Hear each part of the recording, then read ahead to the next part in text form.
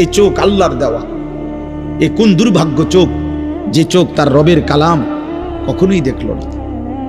হায় যুবক, হায় বাবা,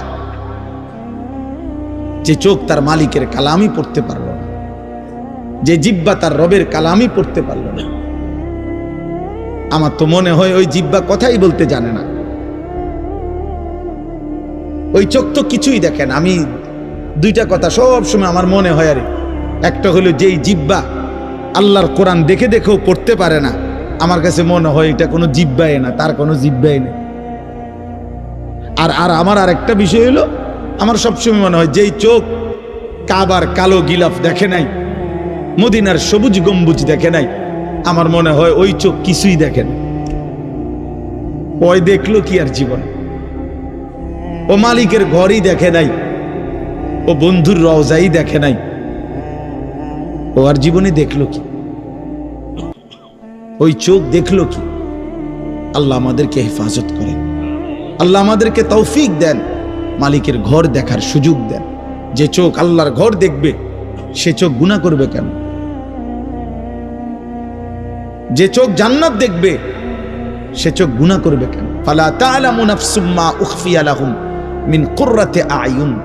আল্লাহ বলে, বান্দা অপেক্ষা করো, জান্নাতে আমি তোমার জন্য এমন নিয়ামত রেখেছি যা তখন তোমার সামনে খোলা হবে, তোমার চোখের প্রথম দৃষ্টিতে তোমার চোখ ঠান্ডা হয়ে যাবে, চক্ষু শীতল।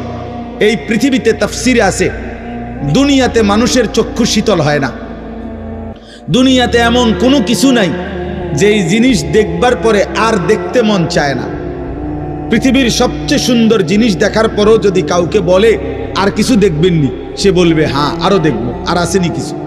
এজন্য তাফসিরে আছে যে দুনিয়াতে চক্ষু শীতল হয় না, চোখ ঠান্ডা হয় না, মানে আর দেখবো না এটা মনে চাইছে না, এরম হয় না দুনিয়াতে। কিন্তু আখিরাতে জান্নাতে এটা হবে। আল্লাহ বলবেন, আল্লাহ বলেন চক্ষু শীতল হবে, মানে বান্দা যখন জান্নাতের একটা একটা নিয়ামত দেখবে, এরপরে এই নিয়ামত আরো হইতে পারে আরো সুন্দর, এটা সে ভাববেও না, এর চাইতে সুন্দর সে দেখতেও চাইবে।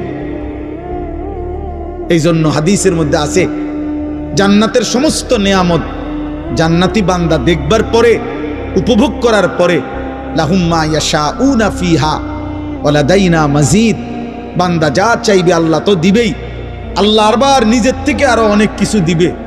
সর্বশেষ আল্লাহ ফেরেশতাদের মাধ্যমে জিজ্ঞেস করবে, ফেরেশতারা বলো না আমার বান্দারে জিজ্ঞেস করো ও আর কিছু চাইবে কিনা, আর কিছু দেখবে কিনা, আর কিছু লাগবে কিনা।